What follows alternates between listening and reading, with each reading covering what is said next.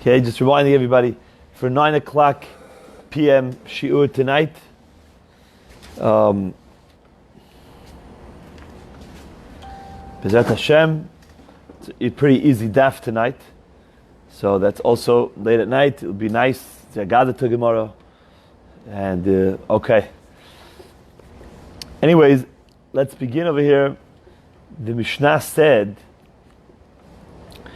that you may not go out with one foot, with one shoe on a foot. Okay? Why not? Bizman she'ein bei b'regel maka. When you don't have a wound on your foot. It sounds like if you do have, it's okay. But there's an isser, so there's two reasons. Rashi brought down in the Mishnah two reasons. I didn't mention them then, because I said we'll mention it now. Rashi said in there that the two reasons are either because people are going to think, oh, why are you only wearing one shoe? Oh, where's his other shoe? Oh, he probably is holding his other shoe. So that's already a problem, because people are going to think that you're holding another shoe. Not because we're actually worried that you're going to do an Aveira, but just the Marit Ayin. It looks bad. Second reason, because it actually may cause you to carry the shoe that you're wearing. The one shoe. Why? Because people will laugh at you. You look silly. You're walking in the street with one shoe. Everyone's going to be looking at you laughing. What? If you're wearing only one shoe and the other foot doesn't have a shoe, it looks funny, right? So you're going to get embarrassed. People are going to start looking at you and pointing at you and telling their friends, look at that guy over there. So after a while it gets embarrassing, so you might take off your shoe. And you might carry it. There's no eruv, you're not allowed to carry on Shabbat. So either it's marit ayin, people will think that you're carrying a shoe, the other one, or it will cause, because of their laughter, it will cause him to carry. Those are the two reasons. So now the Gemara says, good morning, David. We just mentioned two reasons why you're not allowed to wear one shoe on Shabbat. One reason is because it looks like you might be carrying the other one under your jacket. It's marit ayin. Looks bad. Second reason, don't wear one shoe, because people may laugh at you and then you'll end up taking off that one shoe and end up carrying it for Amot and Reshut HaRabim. Now the Gemara deals with that. Top of the page, on Tzamach Aleph, Amid Aleph, Hayesh b'ragli maka nofik b'haim nayu. B'haim nayu nofik. Hayesh b'raglo maka nafik. It sounds like if there was a wound, the Mishnah says if you don't have an injury, but if you have an injury, you can wear one shoe. Which one? The one on the foot with the injury or the one on the other foot? So the Gemara says, Omer avuna ba'oto sheyesh b'maka. On the one that has the injury. Now, whatever you want to say, if Ravuna wants to say it's that one, so he has to explain why that's going to take away the two reasons. Right? And Rashi brought two reasons. So that they explain this Mishnah. Whatever reason they say, this Gemara has to work for both. Ravuna is saying, put it on, if you have a wound, it's not an issue. Why? So the Gemara says, Alma kasav sandal l'shum tsar of it. Because Ravuna felt that the reason that they wore sandalim in those days, the main primary reason is because of tsar, which means in order to avoid stepping on rough things and thorns and all sorts of things. Rashi calls it yitedot hadrachim. Right? So therefore, when people see him limping, everybody knows that he has a wound. So nobody thinks, oh, you know what? You know where his other foot is? You know where his other shoe is? He's holding it. They see that his footsteps are very strange, and it looks like he has a wound. So they say to themselves, you know why this guy's wearing it? Because he has a wound. This guy doesn't usually wear shoes for the problems in the street, for the tsar of the street. That's why on one foot, he's not wearing. So I see from the way he's walking that he must be wearing a shoe because of the injury. Just to, support the injury, that's all. So they're not going to think, oh, you know where the other shoe is? It must be in his jacket.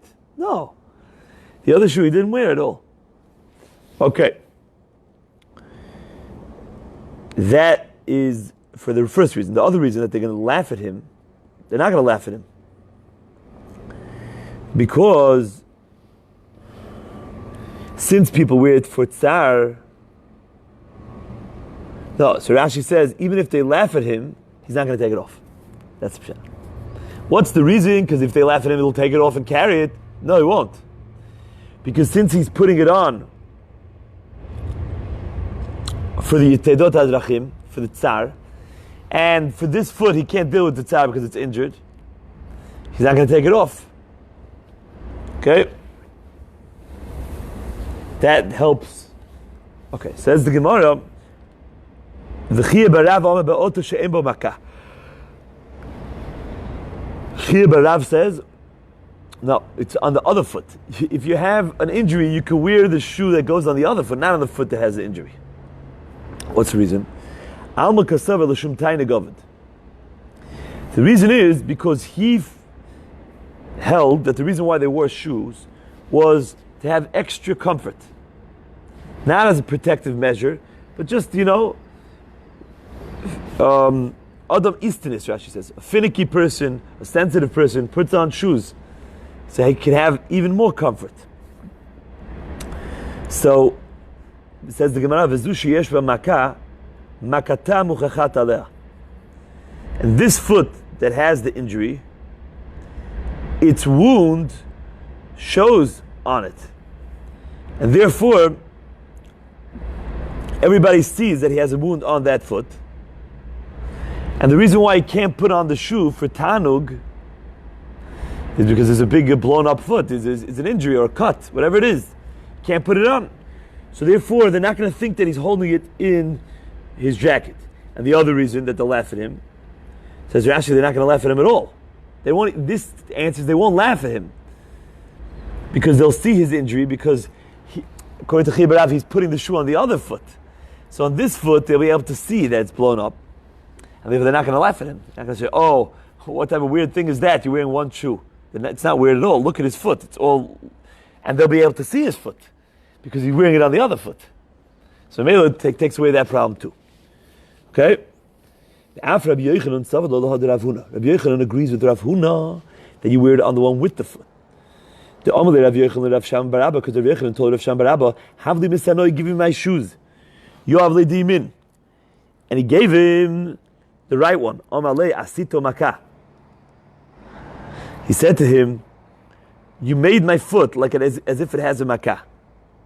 Meaning, because we're going to see in a minute that Rabbi Yochanan holds that you have to put your left shoe on first. Since Rabbi Yochanan holds you have to put your left shoe on, and Rav Shama Barabba brought him his right shoe first. So Rabbi Yochanan is saying to him, oh, if I put this one on, the first one that you gave me, the white one on, so now I won't be able to put on my left one, because you have to put the left one on first. So now that I won't put on my left one, I'll be only left with the right one. So this right foot, you're going to be displaying, you're going to be as if you're putting my right foot on display as if it has an injury. So you see that the one that you put on when you have an injury is on the one that has an injury, which is like Rav Huna. So the Gemara says, who says? Maybe Vidilma Kirachiyah Barav Sirle. Maybe he holds a Chiyah Barav.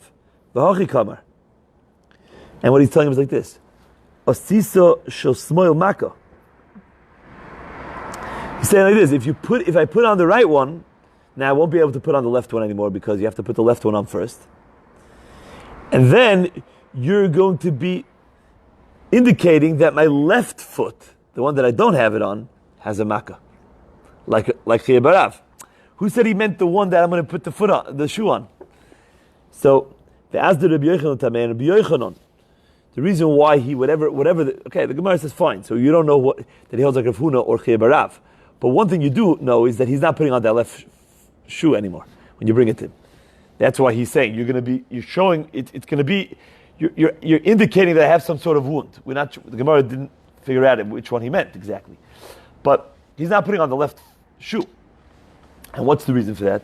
Says the Gemara, the Amr Rabbi Yochanan kitfilin kach minolin, because Rabbi Yochanan says, like tefillin, so is shoes. Mat tefillin bismol af minalin bismol. Just like tefillin is on the left hand, because the Torah said, "V'haya leot al yadcha," and the word yadcha was spelled in one of the places with a hey.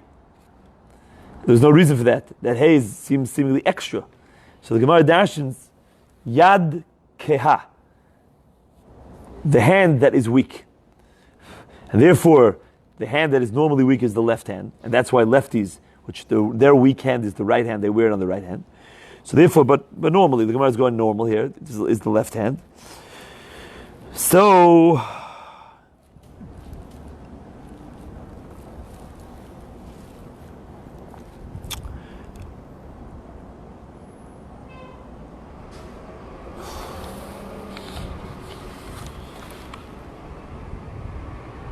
oh wow. So therefore, since you put your tefillin on your left hand, so therefore you want to put your shoes on the left first. Okay? Now, what in the world, just because I put my tefillin on my left, that's why I should put my shoes on? What is the connection between shoes and tefillin? Tefillin, fine. You have a pasuk. So now my shoes, what about my sleeves of my jacket? No, that's the right. My pants, right. My shirt, right. But my shoes left because it's tefillin. Why shoes left because it's tefillin? So we're going to see soon that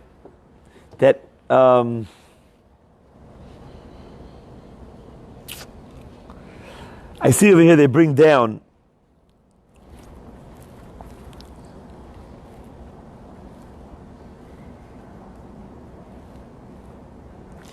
so one reason is because if you put your left one on first, you end up tying it first. And if you end up tying it first, the tying has a connection to tefillin, because the rest of your clothing doesn't have ties. But the shoe that has ties will remind you of the tefillin that you tie on your left hand. So it's like a reminder. They bring down a beautiful pshat from Rabbi Akiva Eger in the Gemara in Chulin, says that why was Klal Yisrael zocha to the mitzvah of tefillin? Because the Pischar, the reward was because of Avram Avinu, that he didn't want to take from Sodom michut, from a string, a tzitzit, ve'ad tzroch nal, and a shoelace, up to a shoelace. I won't take. So Hashem said, you're not going to take any of the spoils, even ve'ad tzroch nal. So I'm going to give you a mitzvah of tzroch nal, of leather, of tefillin. So the shoelace is how we got to the mitzvah of tefillin, and therefore the shoelaces are very connected to the tefillin, and that's why we want to put them on first, the left foot. So according to Rabbi Yochanan, you put your left shoe on first. Meitvei. So the Gemara asks the kasha. Good morning, Daniel. The Gemara asks, I just want to remind everybody, tonight there's a shiur at 9 p.m. It's easier Daf Gemara. We're going to catch up tonight at 9 p.m. If you're able to make it, please. It'll be a very special zchut for all of us. Meitvei. Kshu no'el shel yamin ve'achach no'el shel smol.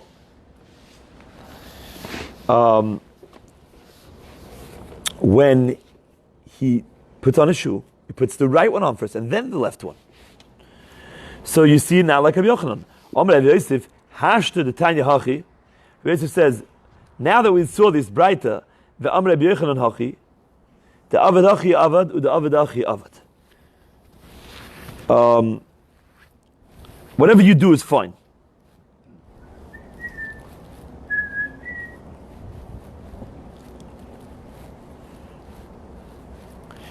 And the way that Tosfos learns this, now, normally, this brisa was brought as a kasha on Rabbi Yochanan. How can Rabbi Yochanan say the left ones first if the brisa says the right ones first? Rabbi Yosef, he takes it down a different track, and he says, obviously, if Rabbi Yochanan argued with the brisa, that means that Rabbi Yochanan is saying that even though the Braita says to wear the right one first. So you see that the Torah is giving more importance to the right side than the left. However, Rabbi Yochanan is saying, yes, there is an importance, but when it comes to, you could also put your left one on first as well. That's what Rabbi Yochanan is saying. Because there's also chashivut, there's an importance to the left side in regards to tying your tefillin. And the Braita is saying that although you're right that there is some sort of connection between the tying of the shoe and the left one would then take precedence. However, if you'd like, Rabbi Yochanan is saying, if you'd like, you can do the left first. And the Braita is saying, and if you'd like, don't think it's so connected to tefillin that you can't do the right. There's also an inyan to do the right first. So basically, everybody's giving permission and showing an importance to each side. That's what Rabbi Yosef is trying to say. So therefore, you can do whatever you want. Amalei Abaya, how do you know that? Who says that that is what's going on? Dilma Rabbi Yochanan hamatnita lehav shmile. Maybe Rabbi Yochanan never heard the Braita. V'i have a shmile, and if he heard it, have a hadarbe. He would have retracted. And he would have said, oh, I'm sorry, I thought the left was like tefillin, but I see the Braita says the right is so important, you can't.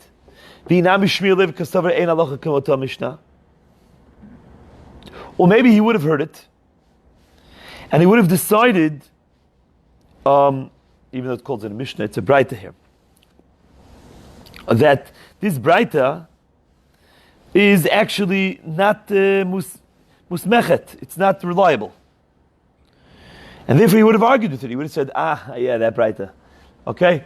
That Braita obviously is not, I didn't hear that from Marabbeim, and therefore we don't have to rely on that Braita. It's not a Mishnah, it's a Braita. There's a reason why I didn't make it to the Mishnah, maybe because it's not reliable, the whole Braita. And so you don't know what would have happened. Maybe Rabbi Yochanan would have retracted. Maybe Rabbi Yochanan would have argued and said that that's not a good Braita.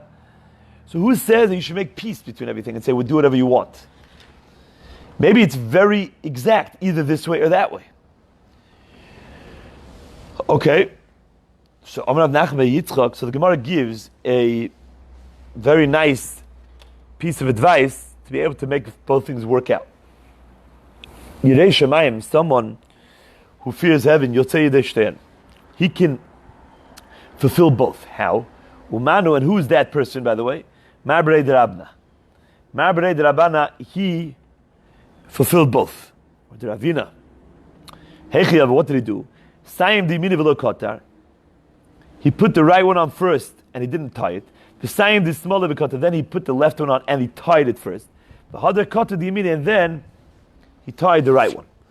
Meaning, so you got the right significance and importance first by putting it on. Then, you also you showed the connection between the kshira, the tying of the tefillin, which is done on the left hand, by tying the left shoe first and then tying the right shoe, which is our minhag. That's what we do because of this Gemara.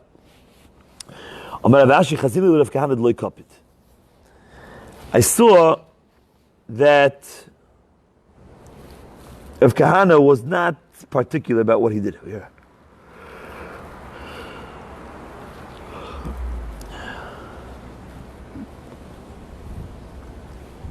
Now, why was he not particular? So the Beit Yosef says because he went like Rav Yosef. Rav Yosef said you can do whatever you want. Remember Rav Yosef said that? The Braita is telling you that you could do this, and the Reichan is telling you that. The Bach doesn't like that svara in the Beit Yosef. Because the Bach says to the Beit Yosef, even if Kahana held like Rav Yosef that you could do whichever way you want, then he would have done one way. Every day he would have taken one way. Either the Braita or Rabbi Yechon. That's what Rabbi Yosef meant. Not arbitrarily, every day you do whatever you want. So the Bach wants to say that Rav Kahana is the third opinion. Not Rav Nachman Yitzchak that you do the right, left, tie the left, and then tie the right. Not pick a way. Whichever way you'd like, pick. But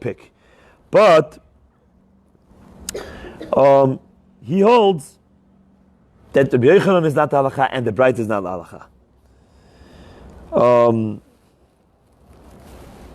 But you can do whatever you want. Okay. Tanu Rabbanan taught. Kshu no'el shel yamin v'achach no'el shel small.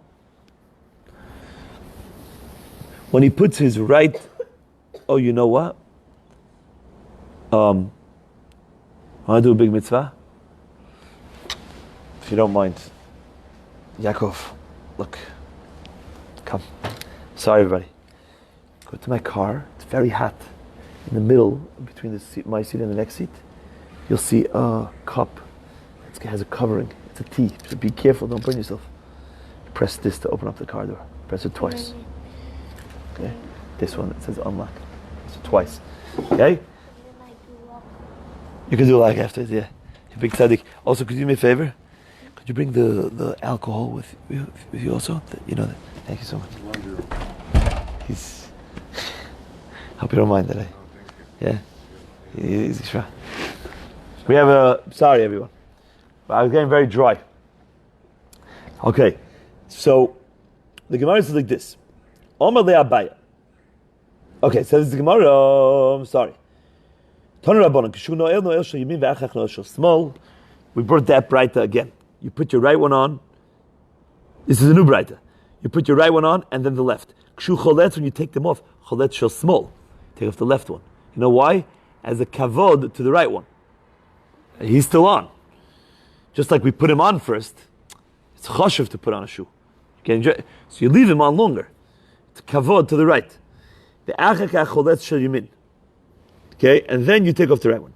Kshu rochetz, when you bathe yourself, rochetz shel yamin, you wash your right side. The achak rochetz shel small, and then you do your.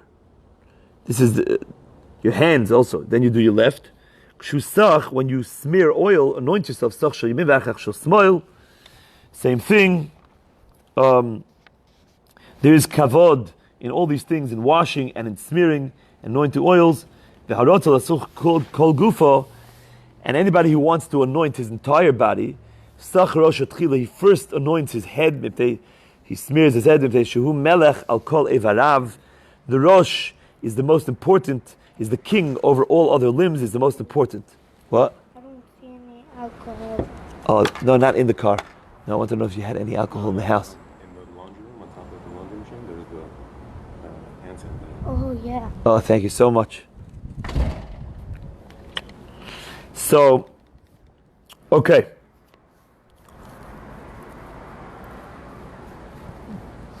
If you're a lefty, there is a sefer written by Reb Chaim Kanievsky. It's called Kuntris Ish Iter. You probably could order it somewhere. Actually, it's already printed in the sefer Siach Hasadeh from Reb Chaim Kanievsky, and he deals with all these Gemaras and all the Shilas if you're a lefty. There's also another sefer on it as well. There's a few Svarim for lefties, in case you're interested. Okay. We now continue to the next part of the Mishnah. Mishnah said you're not allowed to wear tefillin on Shabbat. You're not allowed to carry them in the street. So now, is tefillin worn on Shabbat? That's a machloket Tanaim. We obviously don't, but it's a machloket if you do wear on Shabbat or not. So the Gemara says, oh, thank you so much. Thank you so much. This also. I got from the olive. Thank you so much. Thank you, Tzaddik. Thank you, Tzaddik. Okay, do shtadlis. So Hashem says to do, so we do it. I'm not worried anyway. Really not. If I was, I wouldn't be here. Baruch atah Adonai Eloheinu melech haolam she'akol neh b'dvaroi.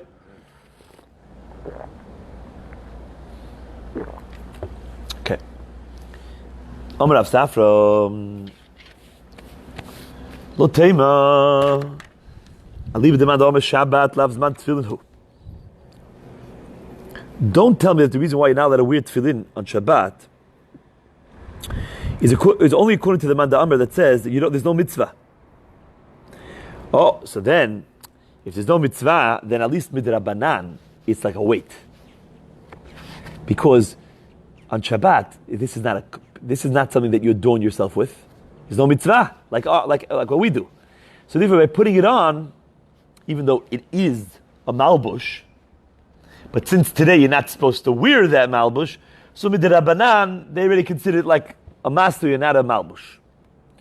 So the Gemara says, don't say it's only according to that mandamar. Even if you're of the opinion, why? Dilma atele aituei b'shut rabim, because he might come to carry it in b'shut rabim. Okay. Now, why would he carry it in Rishut Rabim? Why aren't you worried about his hat? Why aren't you worried about his jacket? Because the answer is because he may have to go to the bathroom. And we learned to masechet brachot that you can't wear your tefillin shorosh. Maybe tefillin shayad you could. But if tefillin shorosh, you can take off if you go into an area that's right. And therefore, he's going to have to take it off. Once he has to take it off, he might carry it. So even if you wear tefillin on Shabbat, right? That's halacha. And others teach the halacha of Rav Safra that said, lo tema in the Sefer. The Mishnah said, v'im yatsa eno chayav chatat, that it's going to be only the Rabbanan if you carry these things. On that, Amar Rav Safra, lo tema, aliba demanda Amar Shabbat zman tefillinu. Don't say that this halacha when you carry is not going to be midoraita, it's only going to be the Rabbanan, because it's according to the man the Omar that Shabbat is the time to wear tefillin, and therefore wearing it is a mitzvah today. But you're still not allowed to carry them in the Rishut Rabim midrabanan because they're worried that you might take them off. No, even elafilu the man the Amar Shabbat loves the man tefillin eno chayav chatat. Even according to the man the Amar that says that you don't wear them on Shabbat, it's still not a chiyuv deoraita to carry them. My timer derech malbush avida, because since during the weekday we wear them, and they are a malbush and an ornament and a kishut, so on Shabbat they're also considered a malbush and not a masa, even though there's absolutely no mitzvah to wear them. But you are wearing, you're crowning yourself with a crown, with a beautiful tachshit, an ornament, and a clothing. Okay.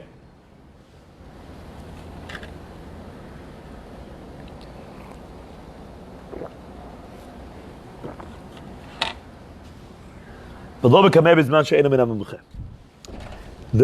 Mishnah said that there's an Isur D'Rabanan to wear an amulet to heal yourself, when it does not come from an expert. So Amar Rav Papa lo tema ad mumche gavra umumche kameya.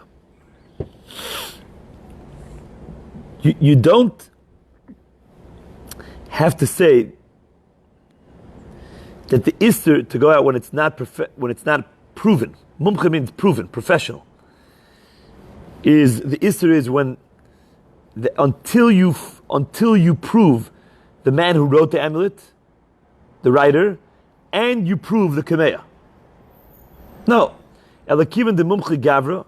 Once you proved the man who wrote it that he is very successful with his kameyot, avagav de lo mumche kameya, even if the kameya, this particular kameya, was never yet proven.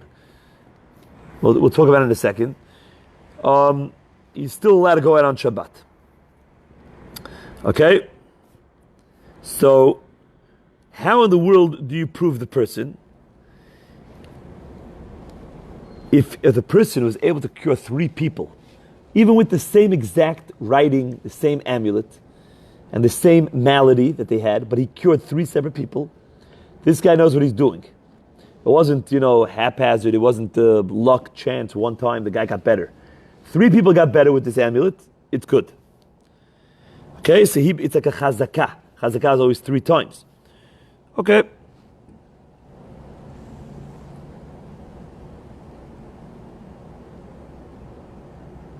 Fine. Now, what about the kemeya, the amulet itself?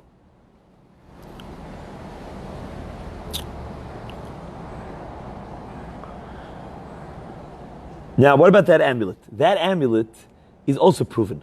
Because let's say it healed somebody's hepatitis. I'm just giving an example. So it was the same exact writing.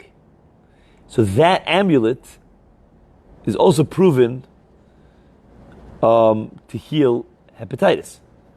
Okay? But this amulet is not proven to heal other types of sicknesses. Okay? Now, what about if a person writes 3 different amulets for 3 separate maladies? Malady A, B, and C. And each one of these amulets healed 3 people. Right? So altogether, there was 9 healings going on. Then, this guy is now proven that he can write any type of amulet to any type of person. Okay? Because he used 3 different types of amulets 3 times. Got it? So he's proven, and every one of the amulets are proven, and therefore, whatever this guy writes from now on is Givaldic. So the Gemara is saying, you don't need everything. All you need is that he healed 3 people with 3 different amulets. And now the guy wants to write a new amulet. Okay? And that this new amulet was never proven. So the Gemara says, even though that amulet has not yet been proven, but the man who wrote it has been proven. Since the man who wrote it has been proven, you can carry it on Shabbat. Now, dekanami, the katani v'lo b'kameh b'zman she'eno min ha'mumche. V'lo katani b'zman she'eno mumche. It says min ha'mumche. It says you can't carry the kameh when it's not from an expert. It doesn't say it is not an expert amulet. It's not talking about the amulet. It's talking about who it comes from. Shema mina. This is a good proof. Tanu Rabbanon. So the Gemara now expounds a little bit. Ezeu kameh mimcha. What is a proven amulet? Okay? That the Mishnah allows. Kol sheripe v'shana v'shileish. He healed a specific malady one time, and he did it a second time and a third time. Echad kameh shel ktav, echad kameh shel ikrin. Whether it was a written amulet or it was a little, pouch that had all sorts of different herbs that he put in. And he said these herbs will help. Okay?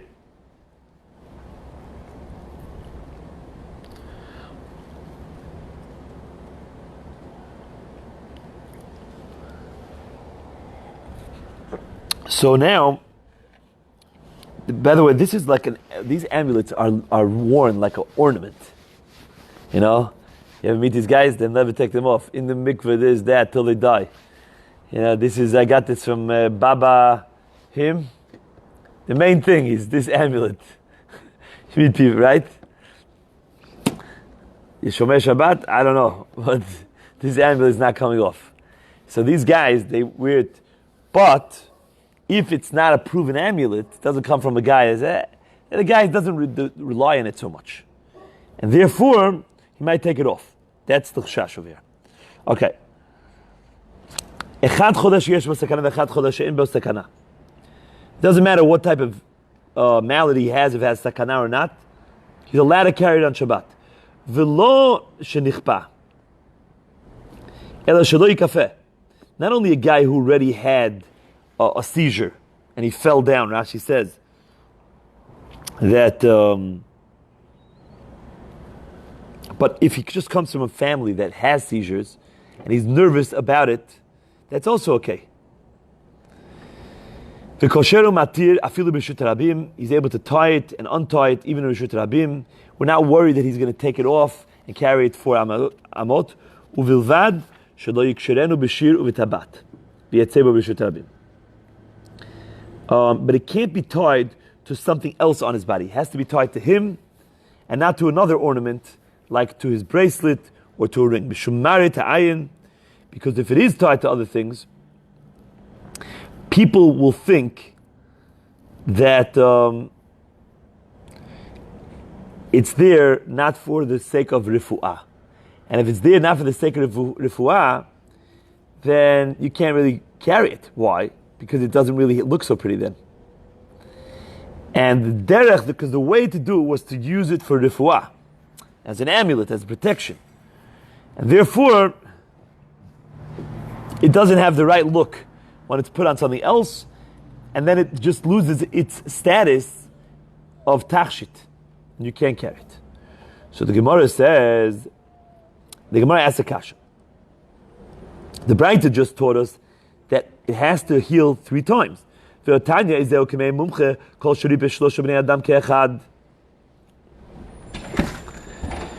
first Braita, the second Braita says that it's only considered an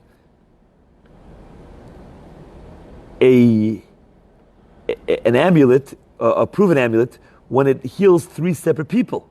But the first Braita said, as long as it did it 3 times, even if it was the same person. So which one is it? Does it have to heal 3 separate people, or even the same person?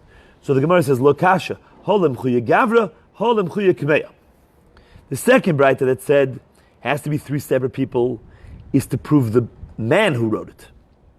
Why? Because once you prove them, and by the way, and then you'll be able to carry Nushut Rabim. Why? Because once the man wrote 3 separate people, the second Braita, say everything he does is good. So therefore, it's not the mazel of this person or anything like that. And therefore, whatever he writes now, you'll be able to carry. But the first Braita that said that in order to prove the Kemeya, you have to do it 3 times, even to the same person, Limchuya Kemeya. That's in order to prove that Kemeya in particular is proven. Okay, so even if the person wasn't proven, but this Kemeya, this amulet is proven and it's good. Amar of Papa, Pshitali. What is simple to me is Tlat Kemeya Tlat Gavi. If a person wrote 3 separate writings, different words and different things, for 3 separate men, Tlata Tlata Zimne, and he wrote it 3 times. Each one of these Kemeyot healed 3 times. Itamchi Gaber, Itamchi Kemeya. Then the person is proven because he showed success in healing different types of people, different types of maladies, 3 times. And the Kemeyot themselves, each one of those types of Kemeyot, Kemeya A, Kemeya B, and Kemeya C, did it 3 times. Okay? So therefore, there's no problem carrying those. It's also very pashut to me, Tlata Kemeya, the Tlata Gavri, that if you wrote 3 Kemeyot to 3 separate people, Chad Chad Zimna, but it only healed those 3 separate people 1 time, Gavri Tamki, the person is proven, because his 3 Kemeyot had success in healing people. So he had triple success. So the man is a expert. But Kemeya lo Tamchi. But the Kemeya itself is not a proven amulet, because each one of the amulets only healed 1 time. So therefore, if one of these Kemeyot is written by another person, not this man who has just been proven to be an expert, but somebody else, you won't be able to carry it on Shabbat. And it's also pashut, Chad Kameya Litlata Gavri, if you wrote the same writings for 3 separate people, okay, then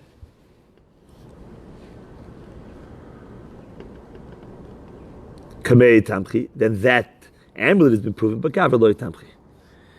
But the man has not been proven, because he hasn't written another one, and it's the same person. And he only used 1 type of Kemeya. So, Bayer of Papa, Tlata Kemeya L'chad Gavri. What about if he uses 3 separate Kemeyas for 1 man? And every time he used a different writing, but it was the same guy, he used different writings for each malady, but it was the same guy. So my Kemeya Vada Lo Yitamchi. For sure, the Kemeyot are not proven, because each Kemeya each Kemeya was written once. But the question is, and it healed once, so it's not 3 times. But Gavra Itamchi or Lo Itamchi? Is the man proven? So you would say, maybe yeah, he is, because he cured 1 man 3 times. And it wasn't the same cold. It wasn't the same cold. If it was the same cold, then you would say, maybe the kameya is good. The man is not so proven. Got lucky with one kameya, but who says he'll get lucky next time? No, but over here, he had a cold, hepatitis, and a flu. So the guy is proven. He cured 3 different things with his 3 separate kameyot. Dilma mazel dehagavru the kamakabel ktava. The mazel of this person, Rashi says, the malach, this man's angel. Everybody has protective angels. His protective angel likes to receive kameyot. Okay. Even weak kameyot, like really non-proven stuff.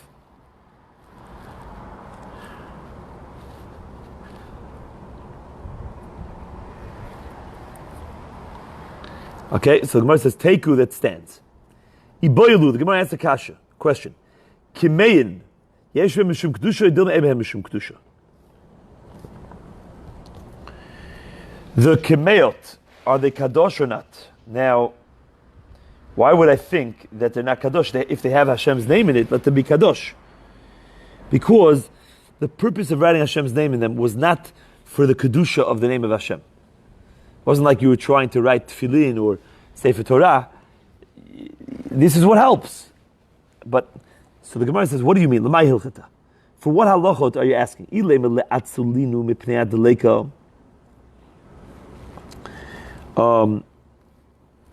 If you mean to save them from a fire on Shabbat, just like you're allowed to save Sfarim, so you're allowed to save these, which means, normally we're going to learn later a whole parak on it. It's a very, very enjoyable parak, like all prakim, that you're not allowed to really save things when there's a fire on Shabbat. Why can't you save things? We'll see later on. It's Gzeira Midrabanan.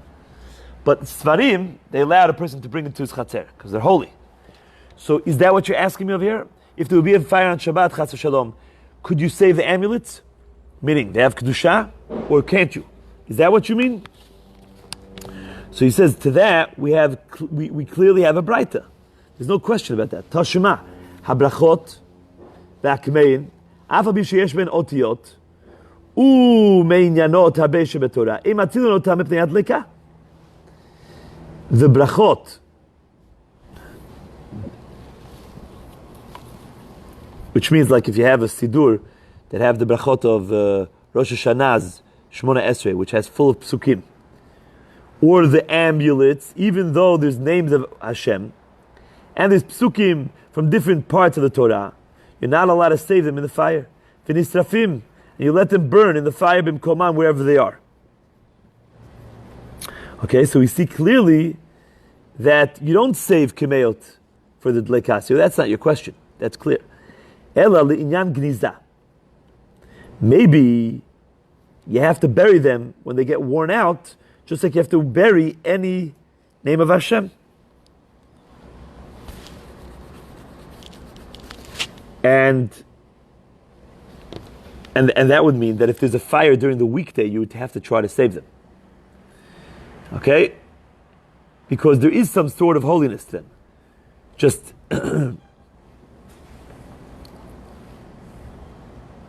fine. So the Gemara says, Toshima, hayakatuv al yedot hakelim ve'al karei hamita yagod v'yignizenu. If a person finds one of the names of Hashem written on handles of vessels, utensils, or on the legs of a bed, so what are you going to do now?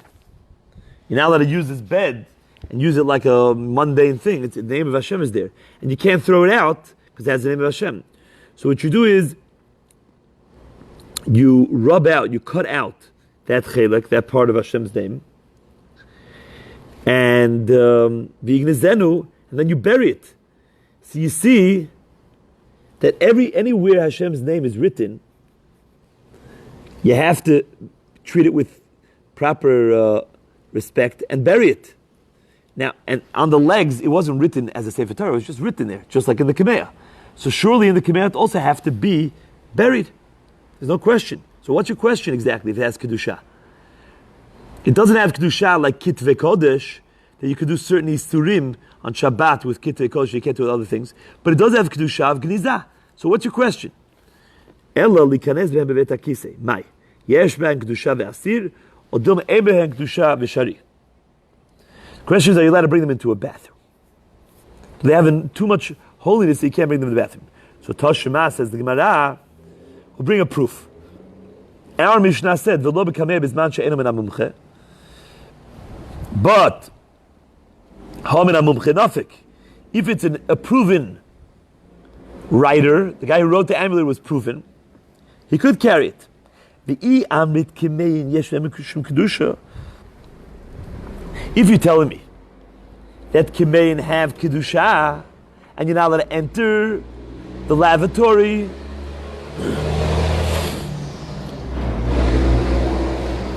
you're not allowed to enter the lavatories with the kimeya. So how could you tell me that if it's really if it's written from an expert, you can wear it on Shabbat? You might have to go to the bathroom. The man might have to go to the bathroom. And he's going to come to carry it. Because you're telling me now to go into a bathroom. So it should be the same issue as tefillin. The Mishnah says you're not allowed to wear tefillin. Why not? Because you might need to use the bathroom. You're not allowed to enter. But the amulet, the Mishnah says you're not allowed to carry, but only because it's not, you don't rely on it. So you might take it off. But if it's reliable, you'll never take it off because it comes from an expert. You won't take it off. You could carry it. Why could you carry it? Let it be like tefillin. So the Gemara says not a proof. The Mishnah might be speaking about the ones that don't have any names, the ones that are made out of herbs. Okay? That's why the Mishnah allows you to carry it if it comes from an expert. Because since it's so reliable, you won't take it off. And it's like a tachshit. But if it had kedusha, then you're right, it will be like tefillin, and you won't be able to carry it even if it comes from an expert. And the Gemara actually supports this with a braita. The braita says that you're allowed to carry shel ktav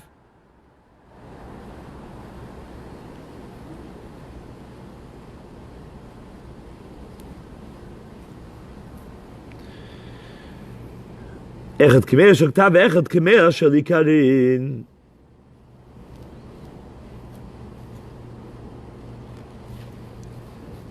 No. The Gemara is actually asking and saying, you are telling me that there's no proof because maybe the Mishnah is speaking about shel ikarin. But there's a braita that said that you're allowed to carry into the street shel ktav v'shel ikarin. That means even shel ktav. You were trying to make the whole Mishnah work with only ikarin. But shel ktav, no. Bathroom. No. The braita says, even the one that you write the names of Hashem. You could still wear it if it's proven, because you won't take it off. So you see that you could enter a bathroom. It doesn't have enough kedusha. So the Gemara says, so the Gemara says, no. Maybe our Mishnah is talking about a chol that it has a sakana. And therefore, if he takes it off, even for a minute, he may die. Okay, this is actually holding his life up. So he's allowed to enter the bathroom. But a regular person maybe has too much kedusha. So the Gemara says no, because the same braita that we brought before says even if a chol she'ein bo sakana could go out even with one shel ktav.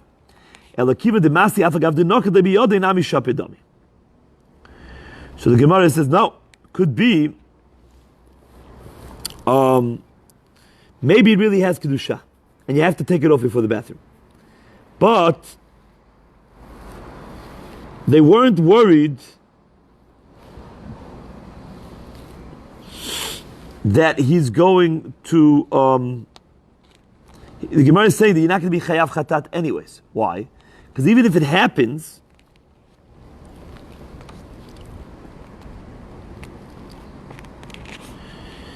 it won't be more than Issa D'Rabbanan, because when you hold it in your hand, it's also tachshit. The beauty of this item is not its beauty. It's that, like, I have the amulet, I wear it, or I hold it in my hand. And even when I hold it in my hand, it is beneficial.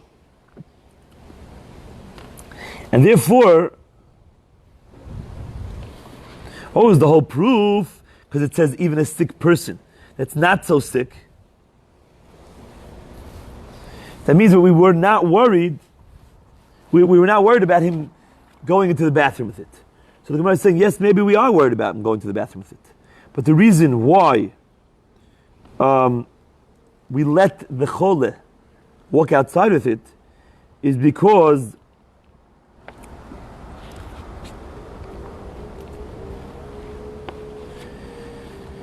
if he puts it into his hand, it's also going to be a tachshir and it's going to be part of his malbush.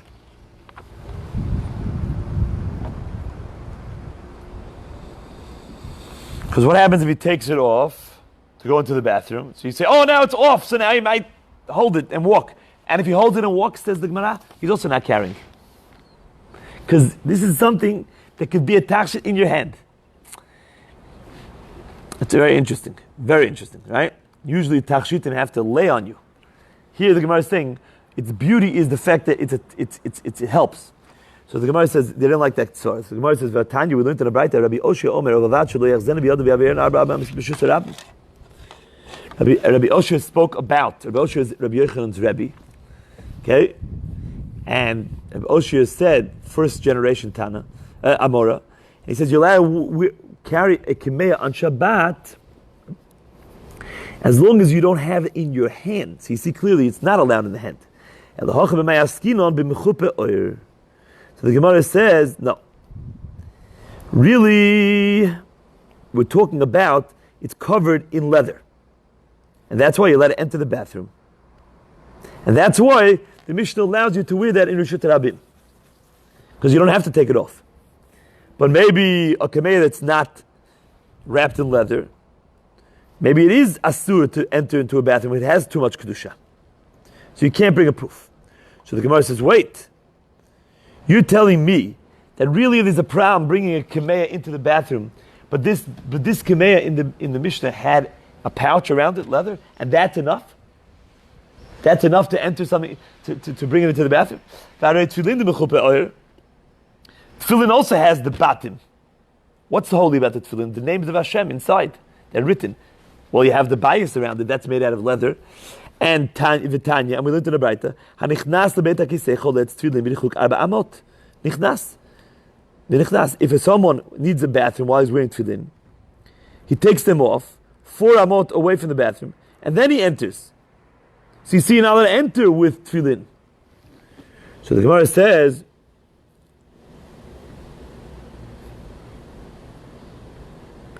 Hata mishum shin. The Amar Abaya shin shel tefillin halach LaMoshe Sinai.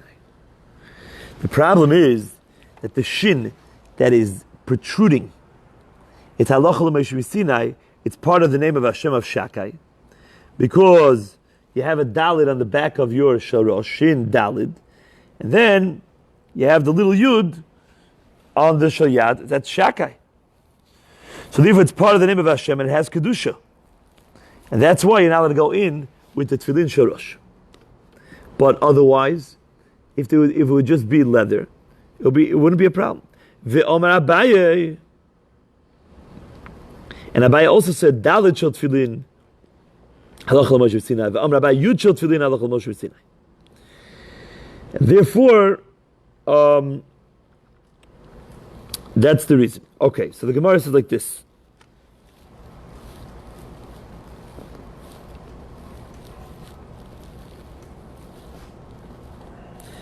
Just let's finish the Mishnah. Let's go. You're not allowed to wear the metal armor and the kasta and the magafayim, these metal things, on Shabbat. Shiryon, what is it? Says the Gemara, zrada.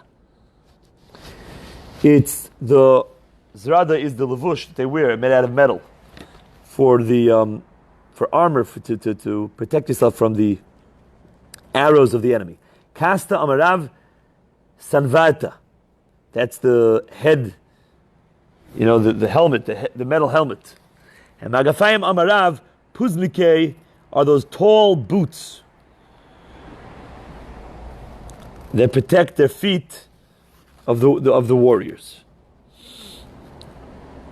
And therefore, minat Torah, you should be able to wear them because they are levushim. But the Chachamim said, we don't want people thinking that you're going out to war on Shabbat.